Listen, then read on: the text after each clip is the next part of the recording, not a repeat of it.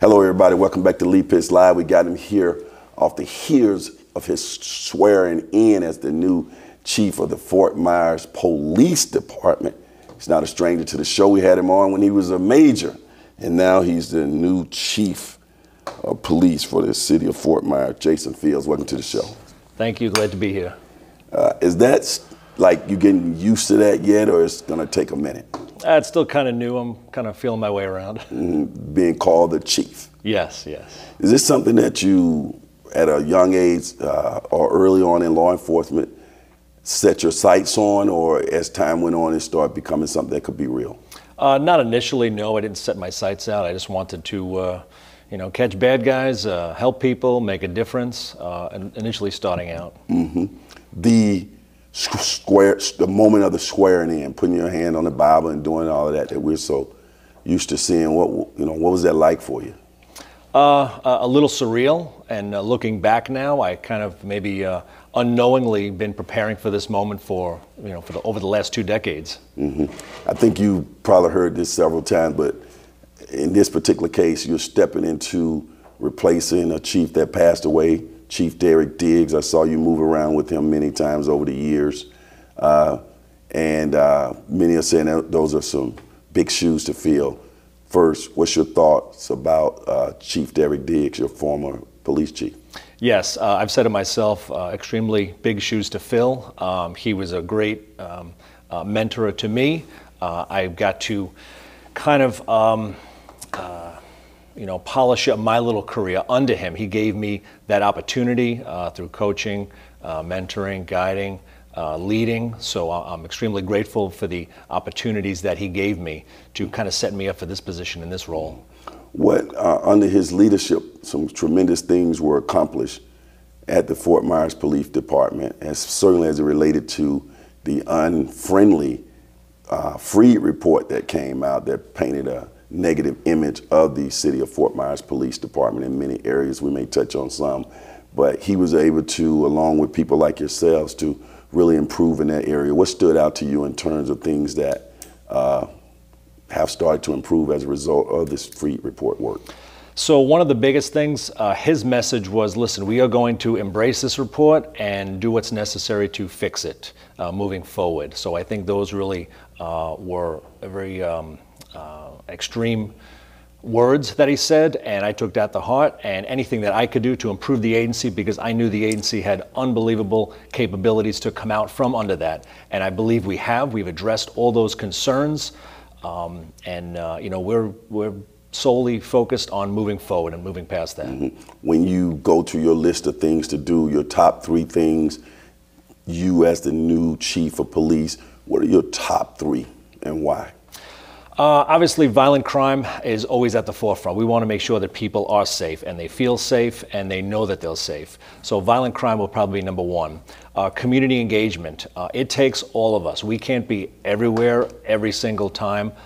So we want to make sure that the communities engage with us. We have good communication with them. We have good partnerships, not just the community, but also other public safety entities as well, whether it be fire, the other law enforcement agencies as well. So it takes all of us, so that community engagement component.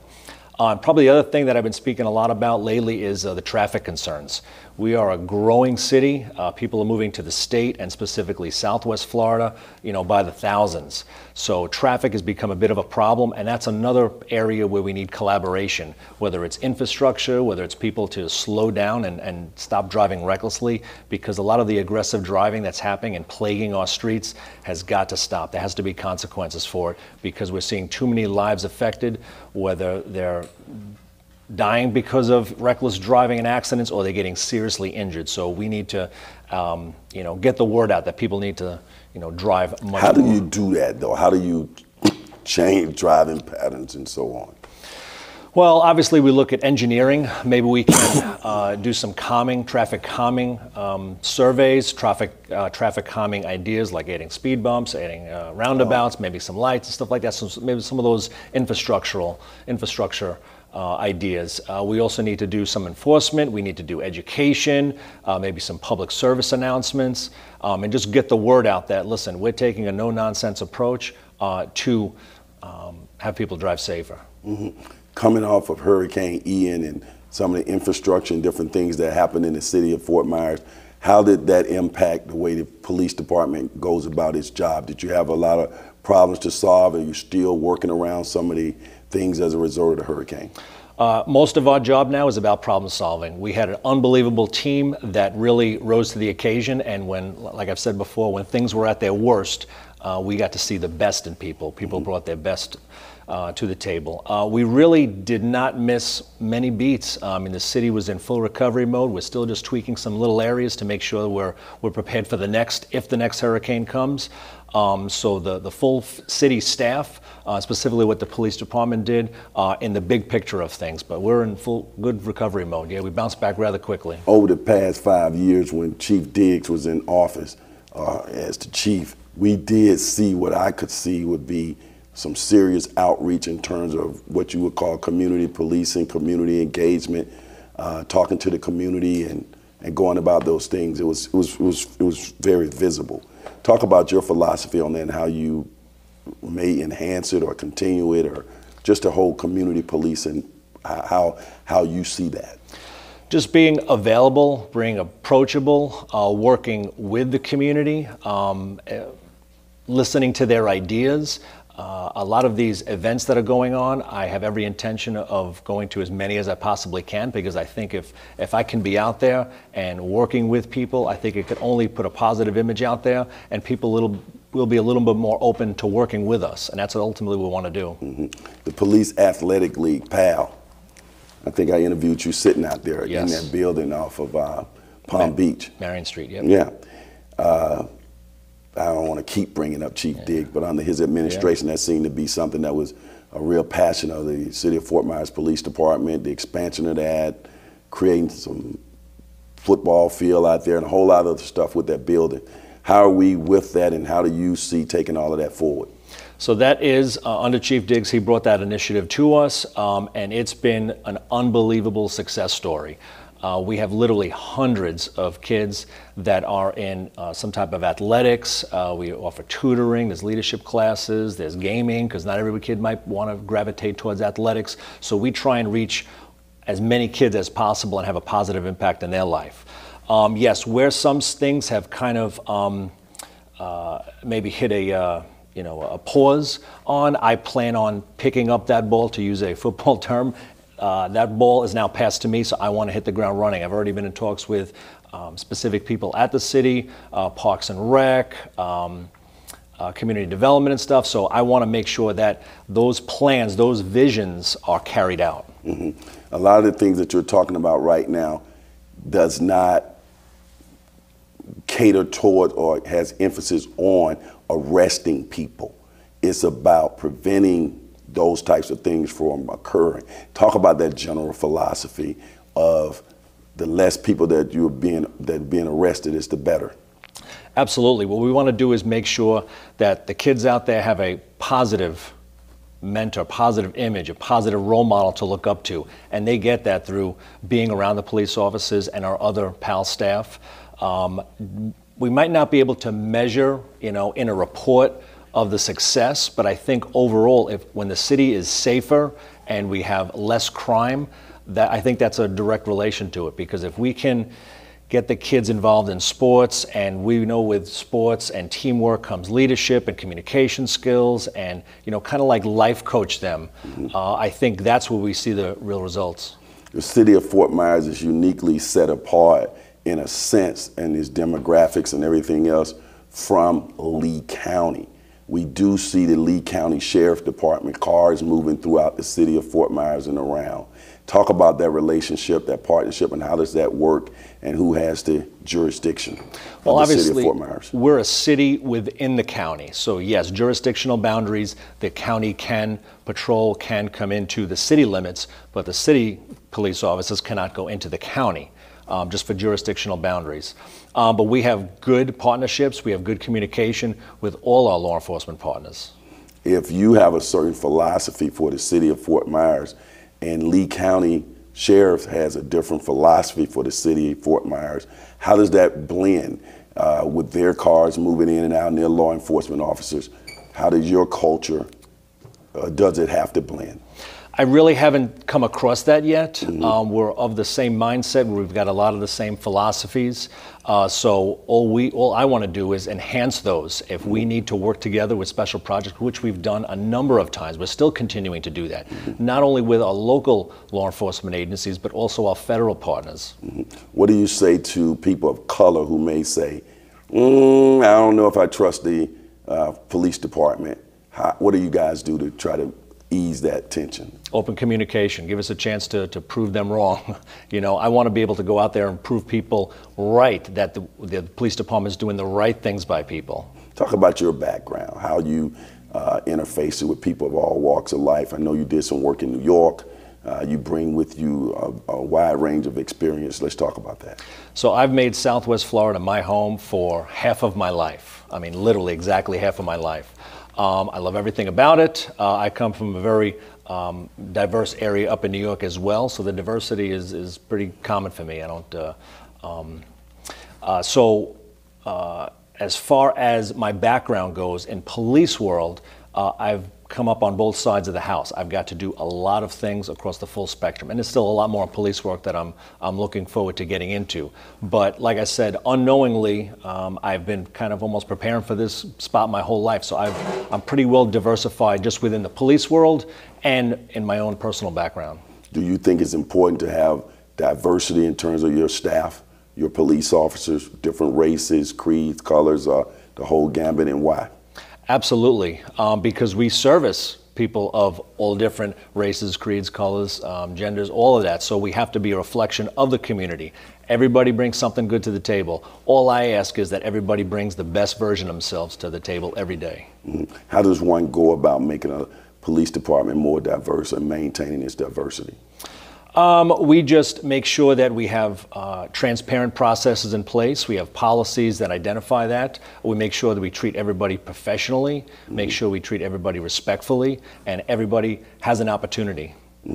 A few months ago, about a month ago or so, I interviewed the chief of the city of Fort Myers Fire Department, Tracy McMillian. He spoke glowingly about you as a person, and he thought that you would make a great police chief. I think you got a chance to see those comments. What's your thoughts on the fire chief? Great guy, outstanding guy. I can't say enough good things about him, and I equally want to reciprocate those glowing remarks as well.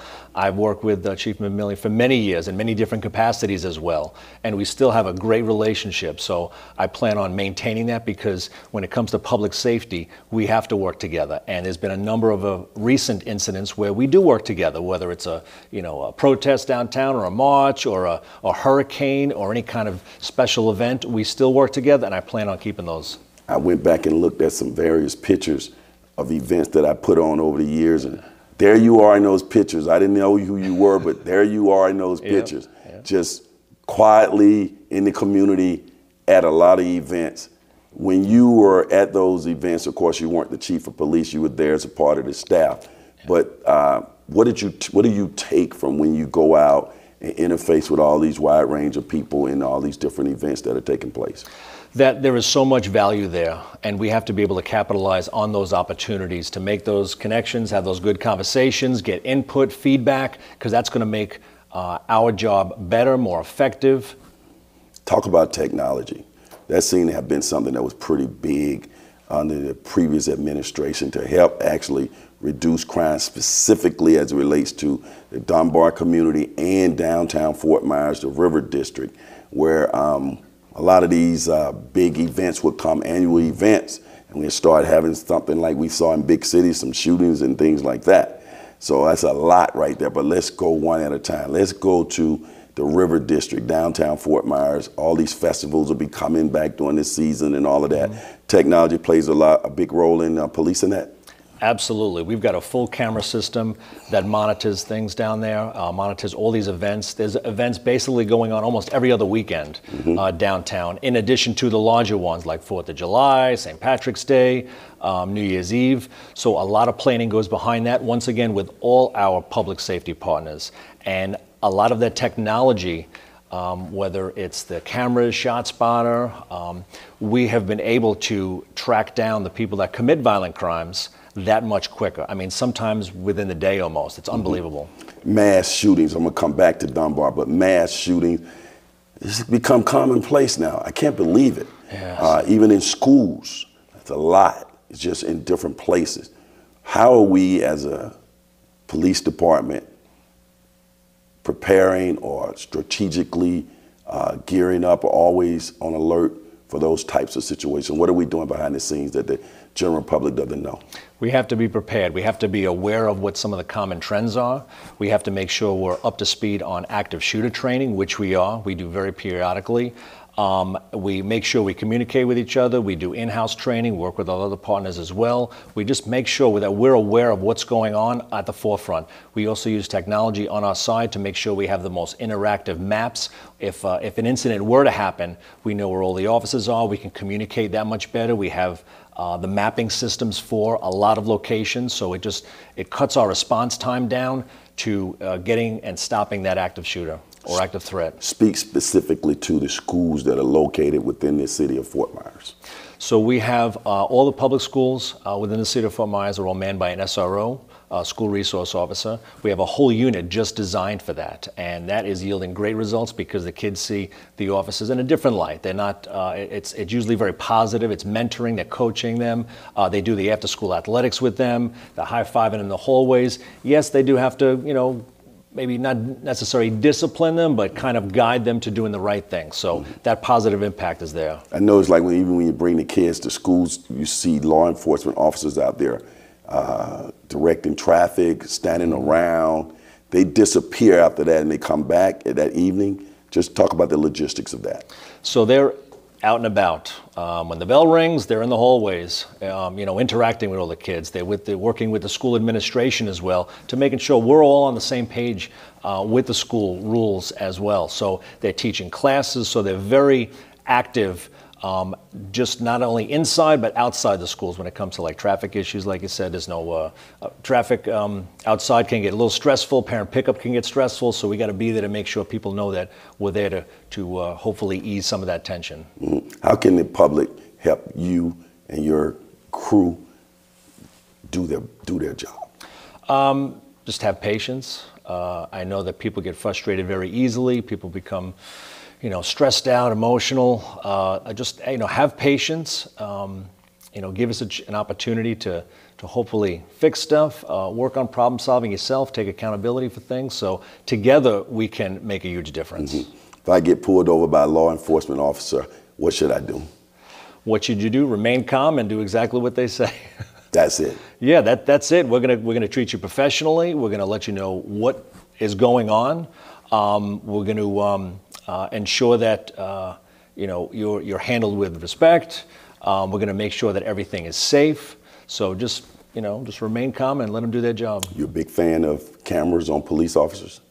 Yes, the cameras help us far more than hurt us. The cameras are able to dispel a lot of maybe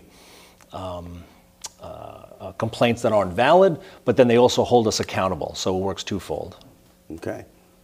Are you available to meet with community groups if they want to call on you? You want to let them know now you're available to come out and talk? Yes, I've been. I've been to a few community events already, whether it was on Saturday. Even last night I went to a Ward 2 meeting with former Sergeant Streets. I spoke at his community ward meeting. Okay. So yes. Congratulations on your new job. Thank you. Looking forward to getting you back in the future. How about that? Absolutely, anytime. All right, let's bump. Oh, I think you got a little. Can I bump with that? Or you want to bump with that? Because I'm going to give that to you. Let's bump with this first. Okay, there we go. Boom. Then we'll do this. Okay. Look like you got some perks. So just some new swag that we got. Okay. And I know, you're always bringing me swag. Yes. I know you love your coffee mug, so I gave you an authentic, custom. Really? Fort Myers Police coffee mug. You got that, Skinny? So. All right, man. There you go. Boom. I'm famous. There you go. All right. So as to say, thanks a lot. No problem. A couple little things you can throw in there too. Little got mouse some other pad. little perks and pads. Mouse pad, a couple little desk. I go ahead and pull it all out. There Pull you it all go. out, Chief. Got your little pen, so when you're writing. Got that out the budget. All right. Yep. Little stress. Look at that. Stress police. You squeeze this. Yep. Okay. Police car. Little mouse pad. Everybody, when you guys come on Lead Pit Live, you got to bring me some perks. Yes. All right. Hey, how about this? As the saying goes on this particular show, for those who say it can't be done, they're usually interrupted by those like Chief Fields and all the fine people at the City of Fort Myers Police Department. And remember, Miami may have the oranges, but the Fort Myers Police Department has got the juice. They got the juice. We'll see you. Lee Pitts Live is a Lee Pitts Enterprise production. Hello everybody, this is Lee. I'm so glad that you watched that particular show, and if you enjoyed that show, we got other shows like that. Just subscribe to our YouTube channel, watch Lee Pitts Live on demand anytime, and also hit us up on all our social media platforms. Just type in Lee Pitts Live, and there you go.